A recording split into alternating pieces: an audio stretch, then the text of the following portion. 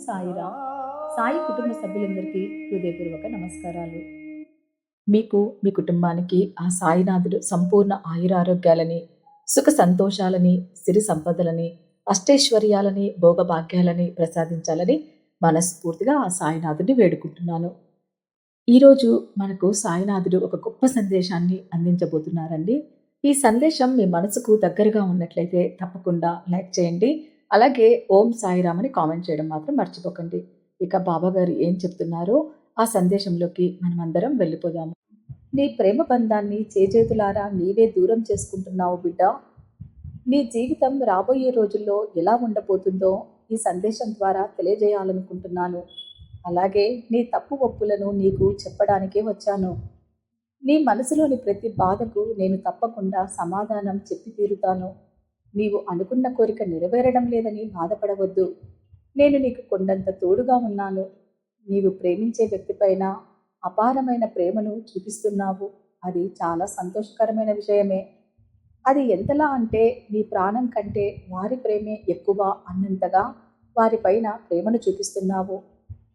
ఒక్కొక్కసారి నీ అతి ప్రేమే అవతలి వ్యక్తులను ఇబ్బంది పరచవచ్చు. వారిపైన అనుమానాన్ని పెంచుకుంటున్నావు. చీటికి మాటికి గొడవలు పడుతున్నావు. ఎదుటివారు చెప్పే విషయాన్ని పూర్తిగా వినకుండా నీవు ఏది మాట్లాడాలనుకుంటున్నావో దానిని నిర్మోహమాటంగా ఎదుటివారి మనసు గాయపరిచేలా తూటలు లాంటి మాటలను విసురుతున్నావు. కోపం అనేది సందర్భానుసారంగా ఎప్పుడో ఒకసారి వస్తే బాగుంటుంది. కానీ చీటికి మాటికి కోపం వస్తూ ఉంటే అది బంధాలకు పెద్ద ప్రమాదంగా మారుతుంది. అవతలి వ్యక్తి భరిస్తున్నారు కదా అని లేనిపోని అనుమానాలతో, అసందర్భమైన కోపంతో, మాటలతో తూలనాడుతుంటే ఆ బంధాన్ని తెగేదాకా తెచ్చుకోవడమే అవుతుంది. ముందు నీ కోపాన్ని, నీ అనుమానాలను అదుపులో పెట్టుకో. ఎదుటివారు చెప్పే మాటలను ఓపికతో వినడం నేర్చుకో. ఎదుటివారిని గౌరవించడం కూడా నేర్చుకో. ప్రాణంలా ప్రేమించాను అంటే సరిపోదు. ఎదుటివారి మనసును అర్థం చేసుకునేలా వ్యవహరించాలి. నీవు వారికి ఓదార్పు ఇవ్వకున్నా పర్వాలేదు, ప్రేమను పంచకున్నా పర్వాలేదు. కానీ వారి మనసును గాయపరిచేలా మాత్రం ఎప్పటికీ ప్రవర్తించవద్దు. వారి మనసుకు గాయపరిచేలా ప్రవర్తించి నీవే మళ్ళీ కన్నీరు కారుస్తావు. నీవే నిద్ర లేకుండా మానసిక ప్రశాంతతను కోల్పోయి ఉద్వేగానికి గురి అవుతూ ఉంటావు. ప్రతి చిన్న విషయాన్ని భూతద్దంలో చూస్తావు. తిండి తిప్పలు మానేసి నిరంతరం ఆ విషయం గురించే మొండిగా ఉంటావు. గొడవ పడేది నీవే, ఆ గొడవలు సాధించేది నీవే, తరువాత క్షమాపణలు చెప్పేది కూడా నీవే. చేజేదులారా నీ బంధాన్ని నీవే ఏదో ఒకరోజు దూరం చేసుకుంటావు. ఏ ఒక్కరోజు అయినా ఇలా జరుగుతుందేమో అని ఆలోచించగలుగుతున్నావా? జీవితం చాలా చిన్నది. ఈ చిన్న జీవితంలో సంతోషాలతో కొనసాగించాలే కానీ మనసులో కొండంత భారాన్ని నింపుకొని ఏ రోజుకా రోజు అన్నట్లుగా జీవితం ముందుకు సాగించేలా చేసుకోరాదు. ఎదుటివారిని ఎంతగా ప్రేమిస్తున్నావో అది నీవు ప్రతి సందర్భంలోనూ చెప్పుకోగలుగుతున్నావు. కానీ నిన్ను ప్రేమించే వ్యక్తి వారి మనసులో నీ పట్ల దాగున్న ప్రేమను స్పష్టంగా నీతో చెప్పుకోలేకపోతున్నారు. నీ పట్ల వారి మనసులో అపారమైన ప్రేమ దాగుందని నీకు తెలుసా? వారికి అపారమైన ప్రేమ ఉండబట్టే ఇన్ని రోజులు నీతో కలిసి ప్రయాణం చేస్తున్నారు. నీ అనుమానాలు, అసందర్భ ప్రేలాపనలు, పిచ్చి పిచ్చి మాటలు, పిచ్చి పిచ్చి చేష్టలతో వారి మనసుని నువ్వు ఎంతగా గాయపరిచినా తిరిగి వారు నీతోనే నడుస్తున్నారు. నీకెందుకు అంత అసహనం? నీవు ఒక్కదానివే ప్రేమిస్తున్నాను అన్న పూర్తి ఆలోచనలో నీవు ఉన్నావా? నీది మాత్రమే 100% నిజమైన ప్రేమ అని భావిస్తున్నావా? నీ ప్రేమను నిరంతరం బయటికి నీవు వ్యక్తపరిచినట్లుగా ఆ వ్యక్తి వ్యక్తపరచలేకపోయినంత మాత్రాన వారిది నీ పట్ల ఉన్నది నిజమైన ప్రేమ కాదు అని నీవు ఎలా అనుకుంటున్నావు? నీకు తెలుసా, నిన్ను ప్రేమించే వ్యక్తికి ఎన్నో సమస్యలు ఉన్నాయని? ఆ సమస్యలు కుటుంబ పరంగానో, బంధువుల పరంగానో, లేదా ఉద్యోగ పరంగానో, ఆర్థిక సమస్యలతోనో ఏదో ఒక విధంగా మానసిక వేదనకు గురి అవుతున్నారని నీవు ఎప్పుడైనా వారిని అడిగి తెలుసుకోగలిగావా?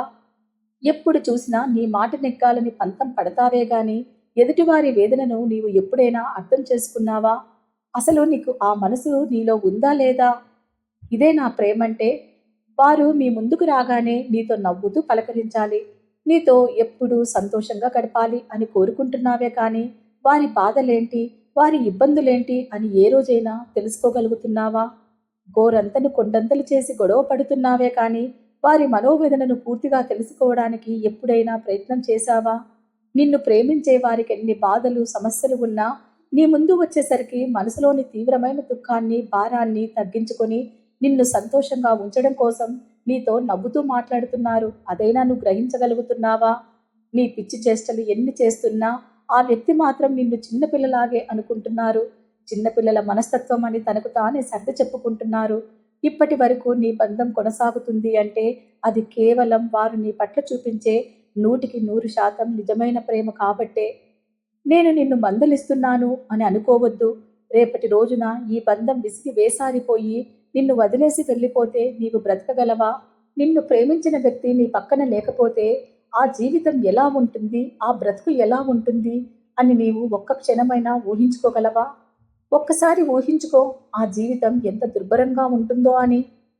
ఏ బంధమైనా సరే తెగేంత వరకు లాగరాదు.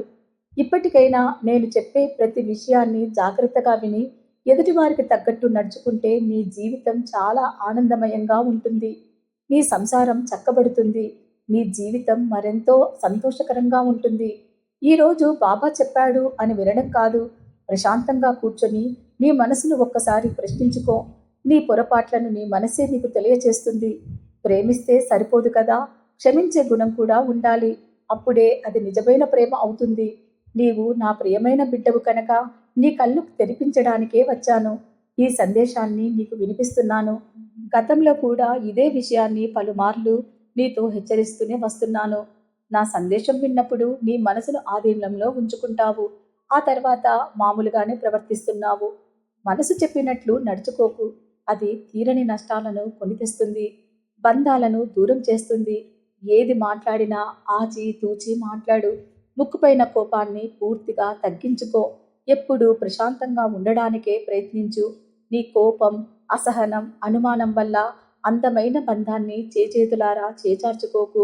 నీవు తల్లడిల్లిపోతే నేను భరించలేను బిడ్డ. నీ జీవితాన్ని సంతోషంగా సాగించాలన్నదే నా కోరిక. ఇప్పటికైనా ఎదుటివారి మనసును అర్థం చేసుకొని నీ అందమైన జీవిత ప్రయాణాన్ని వారితో ముందుకు కొనసాగించు. మీ ఇద్దరూ కలిసి నా వద్దకు వచ్చి 2 టెంకాయలను దునిలో సమర్పించండి. మీకున్న నరఘోష పూర్తిగా తొలగిపోతుంది. నీ మనసు తీవ్రమైన బాధకు గురి అయినప్పుడు నా గుడికి వచ్చి నన్ను దర్శనం చేసుకో. 2 టెంకాయలను తీసుకొని దుని చుట్టూ 5 ప్రదక్షిణములు చేసి నీ మనసులో ఉన్న బాధ తగ్గేలా ఆ కోరిక చెప్పుకొని ఆ 2 టెంకాయలను దునికి సమర్పించు. తప్పకుండా నీ మనసులోని అలజడి తగ్గి మంచి మార్గం నేను చూపిస్తాను. నేను చెప్పిన ప్రతి మాట జాగ్రత్తగా విను. నేను చెప్పినట్టుగా నడుచుకుంటావని, ప్రతి మాట తప్పకుండా ఆచరిస్తావని ఆశిస్తున్నాను. ఒక తండ్రిగా, ఒక తల్లిగా, ఒక గురువుగా నీకు చెప్పాల్సిన బాధ్యత పూర్తిగా నాదే. ఆచరించాల్సిన బాధ్యత పూర్తిగా నీదే. నీ జీవితం పూలబాటగా మలుచుకోవాలన్నా, ముళ్ళబాటగా మలుచుకోవాలన్నా అది పూర్తిగా నీ చేతుల్లోనే ఉంది. నీవు కోరుకున్న జీవితం నీ చేతిలోకి అందిపుచ్చుకుంటావో, లేదా నీ అనుమానం, కోపంతో, నీ అసూయకరమైన మాటలతో చేతులారా పాడు చేసుకుంటావో, అది పూర్తిగా నీ ఇష్టంపైనే ఆధారపడి ఉంటుంది. మార్గం చూపించడమే నా వంతు, అనుసరించడం నీ వంతు, నీ కర్తవ్యం. అందమైన జీవితం, అందమైన బంధం, అందమైన కుటుంబం కావాలి అంటే నేను చెప్పిన ప్రతి మార్గాన్ని అనుసరించు. నీ తప్పులను సరిచేసుకో. నీకు అందమైన జీవితం లభిస్తుంది.